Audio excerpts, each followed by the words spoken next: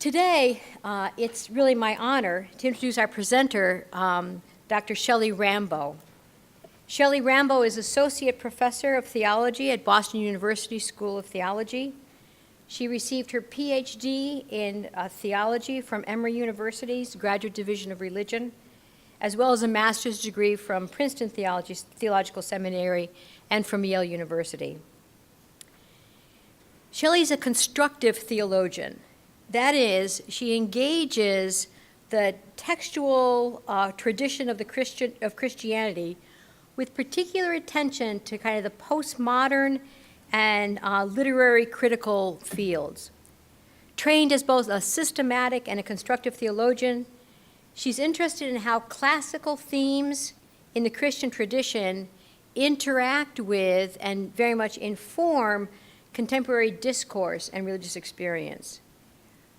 Her book, Spirit and Trauma, A Theology of Remaining, out from Westminster Press in 2010, forges a theology of the spirit in response to the interdisciplinary study of trauma. The Boston College bookstore is here today selling copies of that book, as well as a couple others that Shelly is recommending. In addition to her book, she's also published numerous chapters in books, journal articles, and book reviews. Shelly Rambo is a popular and effective teacher and presenter. Her teaching and research interests include feminist theory and theology, postmodern theology, pneumatology, and trauma studies. She is also one of the faculty leaders in BU's Religion and Conflict Transformation Program. As a teacher myself, I know there is no greater compliment than to be honored by one's students. Twice, in both 2008 and in 2010, Shelly was honored by the Boston University School of Theology Student Association with the Excellence in Teaching Award. So we're in for a really exciting and enriching afternoon. Please join me in welcoming Dr. Shelly Rambo.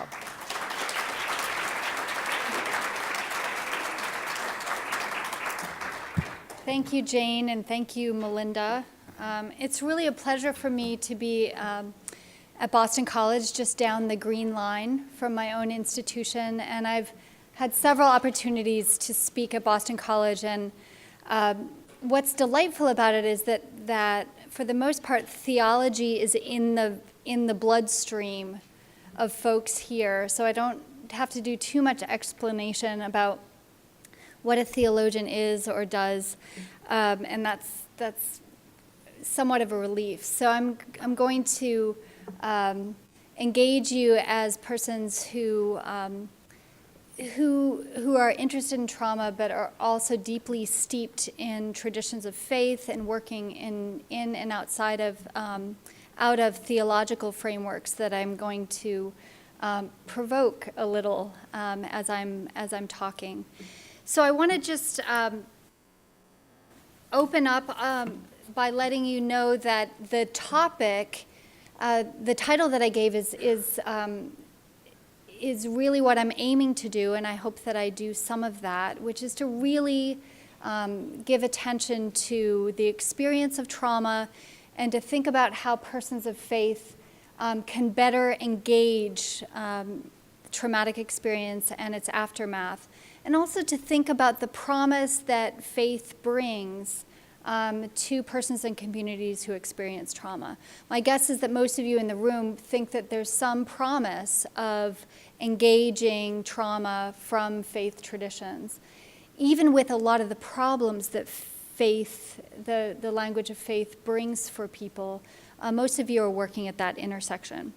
So when I give talks all over about trauma, I always start with what I call the natural resources that we have for engaging trauma.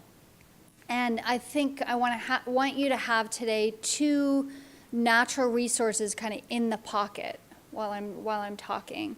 The first is to think about breath, our breath, as a natural resource for trauma. A lot of persons working in trauma work will understand breath in very powerful ways as what stabilizes us, what can calm us, what we can detect as trauma, which is a kind of shortness of breath, right? The inability to catch one's breath. And so often I like to start people off with thinking about breath, right? When we're born, we don't think about breath, we just breathe. Often as adults, we have to relearn breath, right? Relearn that very natural gift that we're born with.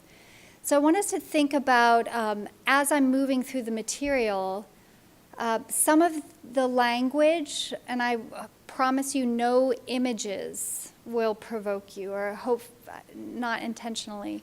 But that if sometime in the talk things feel unsettling, I want you to have these two resources. So to think about a simple 3-part breath. So I'm going to invite you into a breath exercise that is so basic that you don't even have to count to do it, but I'm going to count. And what I'm going to have you do is, some of you will want to lower your eyes, close your eyes, and to breathe in for 3 counts, to hold lightly for 3 counts, and then to breathe out for 3 counts. So what I'm going to do is I'm going to lead you into a couple sessions of counting for you, and then you can go where you want from there. How does that sound? Okay. So I invite you to breathe in, 2, 3, hold, 2, 3, out, 2, 3. In, 2, 3, hold, 2, 3, out, 2, 3.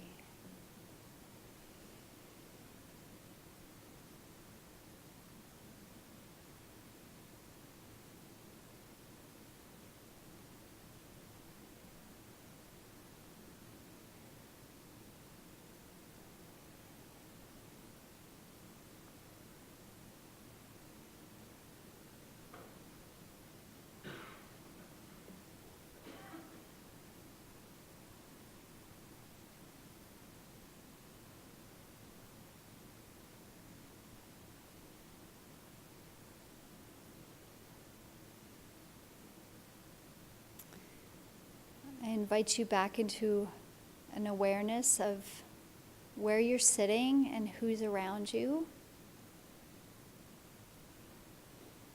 Some of you don't want to come out of that. I'm watching. So that's a natural resource. There are all sorts of different breath exercises. I could also theologically make your concept of breath very rich, right? Across the traditions, you have prana, pneuma, ruach. You've got breath as the very center of your theological traditions, many of you. The other in the pocket resource that we have is delight. What a great word, right? Delight. Think of something that delights you. Some of you are smiling already, right? So name them off, things that delight you. Grandchild, children, wonderful. Christmas. Nice. Snow? That is a true believer, right? Snow delights you. Other things. Sunsets. Singing. Friendship. The seashore. Nice. Other things? Sunlight. I'm still thinking about snow. I'm still back on snow. We're going to talk about gratitude, right? How to cultivate gratitude. That's going to be on my list of cultivating things. Cultivate gratitude. Delight. So to think of things that delight you.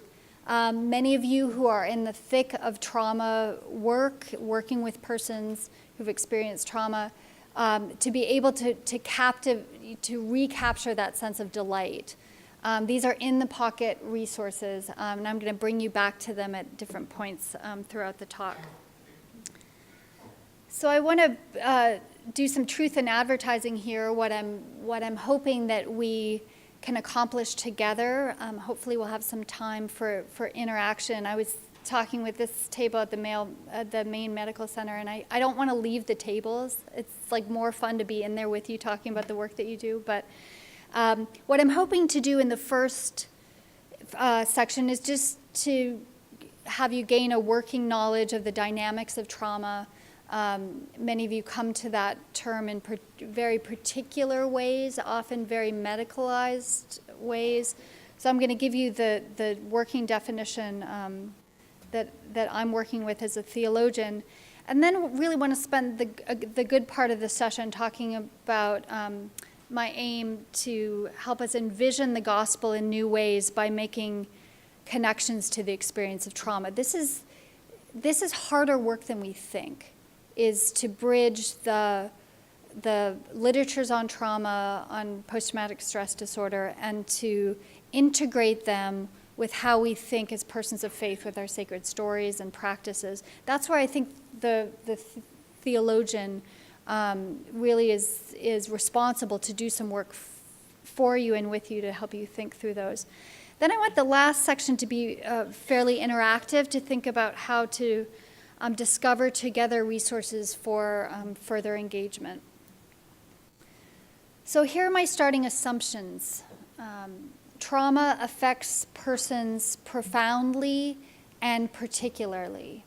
So when I'm looking across the room at who's here, the context in which you're working or thinking or have experienced trauma are going to vary widely, right? Some of you have been part of collective experiences of trauma. Some of you in congregational work would talk about your congregational crisis as traumatic. Some of you have experienced individual personal harm. This is a huge range, right? Some of you have served in the military and been at war.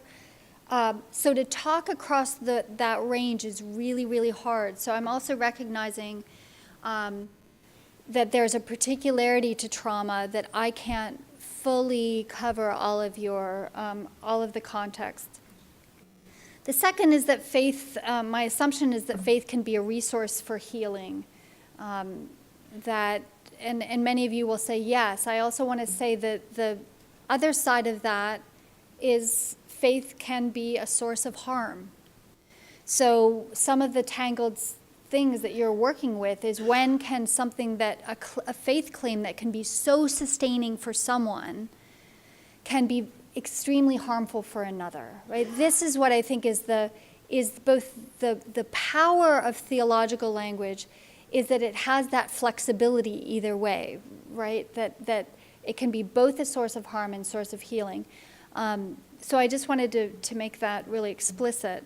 The other thing is that theology, my conviction is that theology matters. And I want to distinguish just for a minute between faith and theology. Faith in many ways is a kind of first order practice, that things that we believe and practice, versus what I'm calling theology as the examination of those claims and practices. That it's an active, intentional examination of the faith that we live out. So I think both are really, really important. I'm going to show you a little bit what I think is that theological engagement. Don't let that term intimidate you. That's what I say to my students. That the work of really examining the operative faith that people are living is the theological task. So I'm going to engage you in some of that today. So the question I think that you need to ask as I'm moving through the material is what brings you here? And I have had some inquiries from people who have specific reasons why they're here and have specific things that they want to hear from me. That's just how it is when you speak about issues of trauma, right? That people come with expectations. And I think it's really important for people to name that, and at particular cycles of our life. I've taught issues of trauma for 10 years. That teaching has changed depending on also what has been going on in my life, right? So that what brings me to this study changes as my life changes. So what assumptions are you bringing? And I think we'll give some time to think about how those can be held by the table, by those at the table that you're sitting with. I'd love to just interact with all of you. But we don't necessarily have time for that unless you want to stay till 10 o'clock tonight, which I'm imagining is a no. Okay. This often, Ken Pargament is a scholar who does a lot of work in spirituality and psychology, and I know some of you use his work. And he started off one of his seminars on spiritually integrated psychotherapy by saying he used to give these really long definitions of spirituality, right? Really technical, because he just wanted to, the more he studied, the more he wanted to make sure that people understood where he was coming from with the term spirituality. And he said, I quickly realized that was really not helpful. And the language of spirituality, he said, is the language of metaphor. And that now in his teaching, he just uses a lot of metaphors. I thought that rings very true when we start talking about how to define trauma. So I often use this image of the iceberg to talk about what I think is really at the enigma of trauma, or the enigma of human suffering, is that a lot of what we're talking about when we're talking about trauma is what does not appear above the surface of the water, right? So what we see in persons who've experienced trauma is not really that it's not terranean, submarinal? Is that right? Is that the proper terminology? Right? What is going on often is under the water, and what we see is usually that tip of the iceberg. So the question becomes, how do you attend to what you can't always access, what you can't see? And a lot of the work in trauma is a kind of unknowing, unseeing, it's a negation. So how do you as practitioners engage what is not readily accessible, right? So I want to just say two things as I'm moving towards giving you somewhat of a definition, is that there's no neutral study of trauma. I found this out through 5 years of teaching a trauma and theology class, and it's amazing the trauma that's in a room that is submarinal. Nobody's telling me if that's the right term, so I'm just going to keep using it. That what I realized is that there's a lot going on in that classroom, and Anthony was a student in one of those classes. There's a lot that people bring into the classroom that you don't see. That's just standard as a teacher, right? You don't know things that are going on in people's lives. But especially when people decide to take a course on trauma, there's a lot of reasons why they do that, and a lot of reasons that you don't know. But it's really I have a strong sense that even the word trauma, or to the study of trauma, there's no neutral study. That by virtue of being a person in the world and moving and living and being in the world, trauma touches you.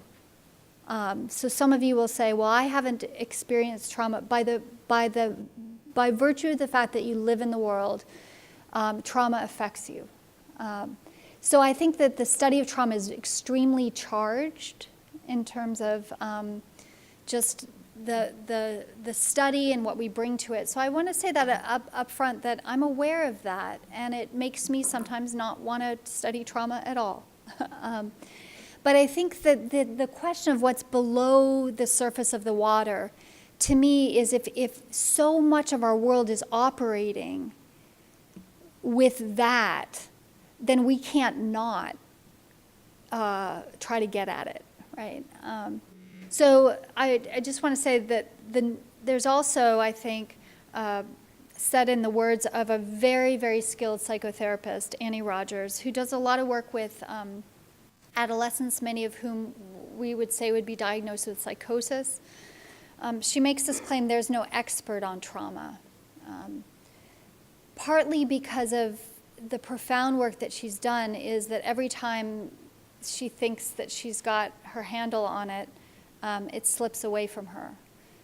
So I think some of you who do that really intense work with individuals who've experienced trauma could say this, that the more that you work does not gain in expertise, but gains in two things: the mystery of suffering and the wonder of human persons, that they can move in the world with such resilience, right? So the study of trauma can be the most daunting and depressing, right? But I think for me, it's increased my sense of marvel and wonder that people move in the world. So that sense, I think, of the mystery of suffering and also that marvel, I want to hold on to as I move through my comments. So the more that I work with trauma, like Ken Pargament says, the simpler my definitions go and the more metaphorical. So I want to share what is my working definition that was given to me by Deacon Julius Lee, who was an elder in his church in the lower 9th Ward in New Orleans. We visited, a group of students and a couple faculty visited New Orleans to do some rebuilding work in the aftermath of Hurricane Katrina. And he and several religious leaders were gathered, as they did in monthly meetings, to figure out how their communities were going to respond to rebuilding after the hurricane. And he was a pretty mild-mannered man, and there was a lot of discussion amongst the pastors about what are we going to do, how are we going to mobilize our communities, what are the resources that we have. And Deacon Lee said, there's a lot of talk about rebuilding and restoring and New Orleans being back to where it was before. And he said, the storm is gone, but the after the storm is always here. And that became, for me, and up until this day, is my working definition of trauma. The after the storm that is always here. The suffering that does not go away, that does not get integrated. And my theological correlate for that is going to be the suffering that remains. You're going to hear, I'm going to lift some biblical language and give it some substance as I move on. But that to me was and keeps ringing in my ears as Deacon Julius Lee, who was looking at his plot of land and the house that was no longer there. It was the suffering that doesn't go away. And so this question of the talk of rebuilding and newness, of new life coming, Deacon Lee continually brought me back and pulled me back to this question of the suffering that doesn't go away. And I think that's what we're really working with theologically today, is to think about the deaths that people experience and the resurrections that our religious traditions claim, and how those two can be read and brought together. Okay, this may be Review 101 for those of you who do a lot of work in trauma, but I'll say that there are 4 dimensions or dynamics operative in trauma, and this is probably one of the most repeated words in trauma literature, which is overwhelming, right? That a traumatic event, or what we identify as a traumatic event, is an overwhelming event or has overwhelming force that is in many ways a person or community is unable to prepare for it, right? That overwhelming force, which then causes the processes of human adaptation to shut down, right? That our bodies and our systems are are amazing in their capacity to respond to multiple things going on at one time, right? So if someone over here is moving his arm, I am taking that in, right? So that the data of the world, the senses are taking in at really, really rapid paces my external world. And what's my body doing? Processing that. Those of you, any neurobiological people who are into neurobiology? Yeah, so that neurobiologically, this is very fascinating to study, is when that overwhelming happens, what happens to the limbic system or the emotional part of the brain? What happens to the frontal lobe? The more you study neurobiology, the more you can realize that we often aim at the wrong lobe in trauma healing, that we aim mostly frontal lobe, cognitive language systems. So these processes of human adaptation shut down, and the result being our inability to integrate that event. So those two words, overwhelming and integration, you'll hear repeated a lot in the trauma literature. The last, and I think I want to do some qualification of this, is that as a result of the first three, that often life becomes reorganized around the trauma. Or I want to say reorganized around the event happening again. So this is the element of self-protection in which one's life becomes organized around prevention of that event happening again. Now that's a good thing, right? Prevention against that happening again. But my guess is that most of us in the room would say that that's not, that level of functioning does not fulfill the aim of a kind of flourishing life. You see how my body even took that position, right? You're protecting yourself from something happening again, which, what, body posture? The openness, the question of the openness to one's world, the ability to engage more broadly if one is, what? Tucking in and protecting. So these are four general dynamics that you could identify as part of what we identify as trauma. Now I want to distinguish, not everyone who experiences trauma is diagnosed with PTSD or has PTSD. So I also want to say a little bit that the trauma that people experience does not always end up in a diagnosis. So the question of how we think about these dynamics of trauma, I think are important to think outside of our purely medical model. I'm going to press that as well, because I also think we can talk about wars using these dynamics, right? So we can talk about individual trauma, but I also think we can talk about overwhelming experiences of an event that cause systems to shut down and nations to be unable to integrate events. This is where I just went historical on you or national on you. Can we think about wars as unintegrated experiences of suffering that, what? Then life becomes reorganized around that happening again. We can think about war in that way. I think we can think about more collective trauma in this way. So these are diagnostic dynamics that I think can be moved from just an individual to thinking more collectively, nationally, globally. I think this is a lot of where trauma studies is very interesting and going when we move outside of a purely psychological model to think about how we understand our histories, how we understand the ways in which our nations move, the ways in which our communities respond to overwhelming events. Okay. This is also a nice working definition from Peter Levine.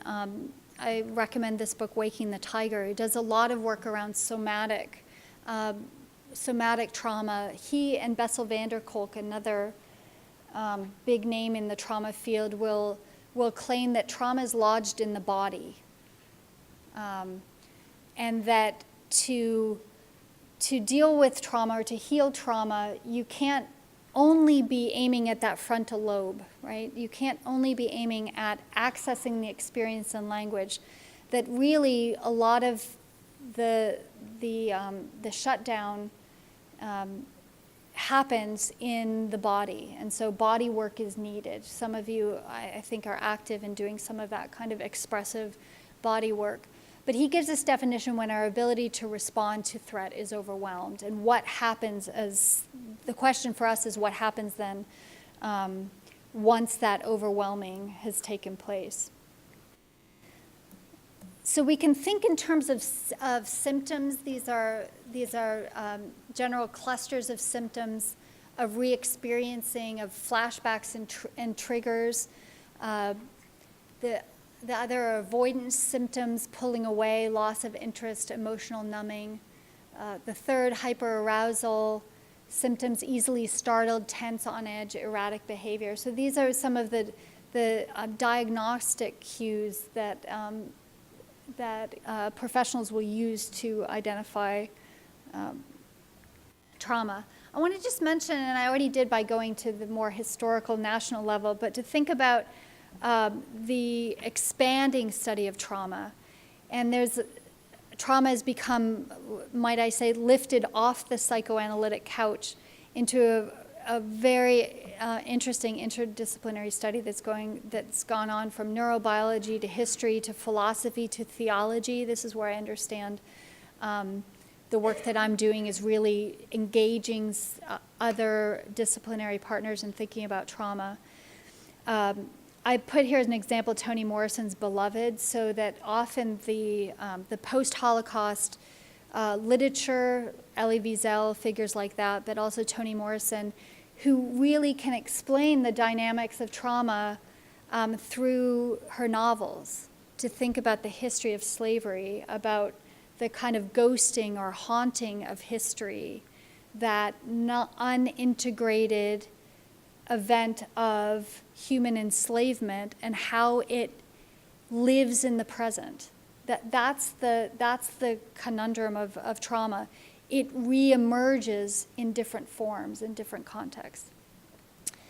The second I already pointed to, which was we just know a lot more about the neurobiology of trauma. You could say brain scans have gotten cheaper. You know, we actually, the medical technology has made it possible for a lot of knowledge in neurobiology.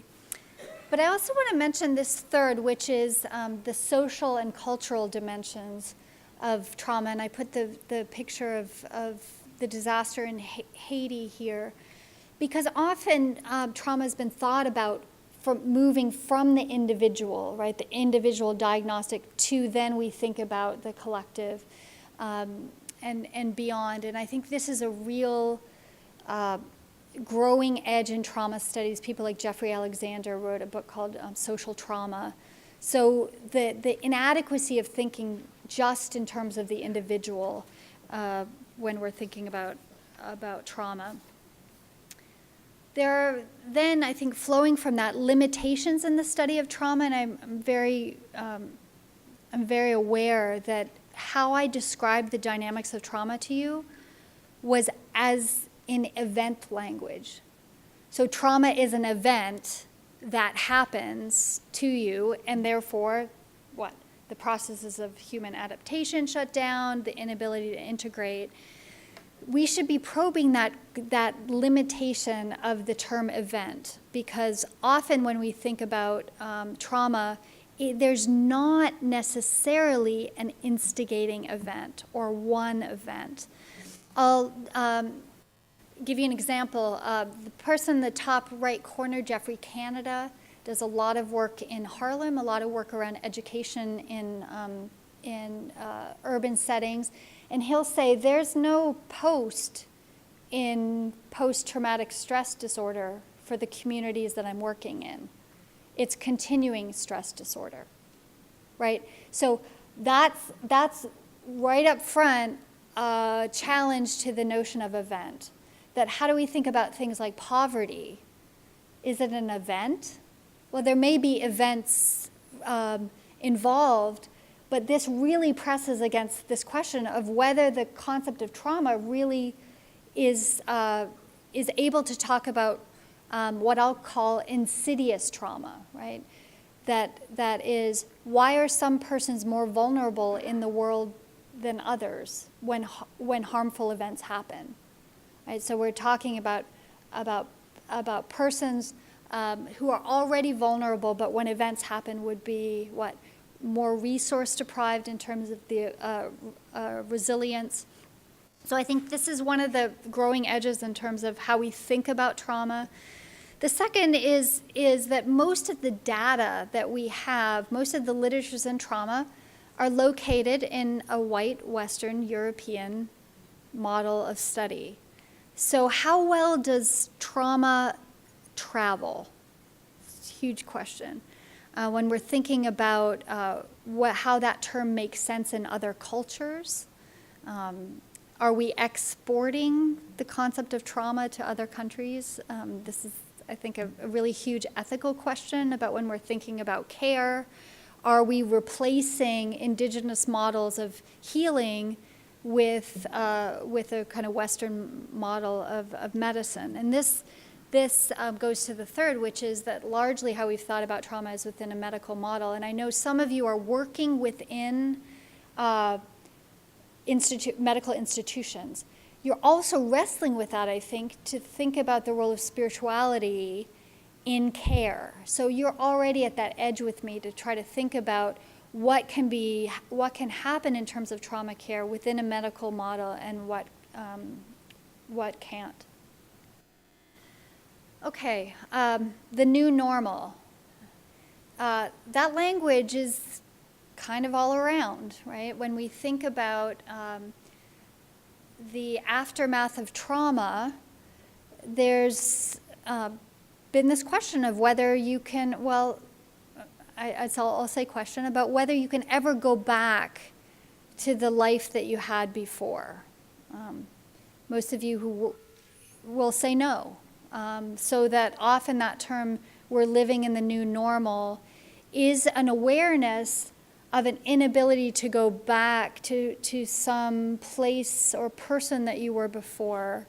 And the question of the challenge of life in the aftermath is really the territory that I'm now going to move us into.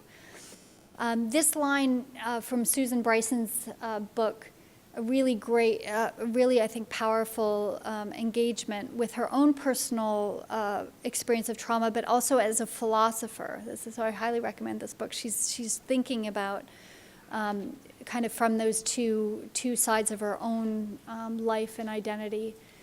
The line between death and life, once so clear and sustaining, now seemed carelessly drawn and easily erased.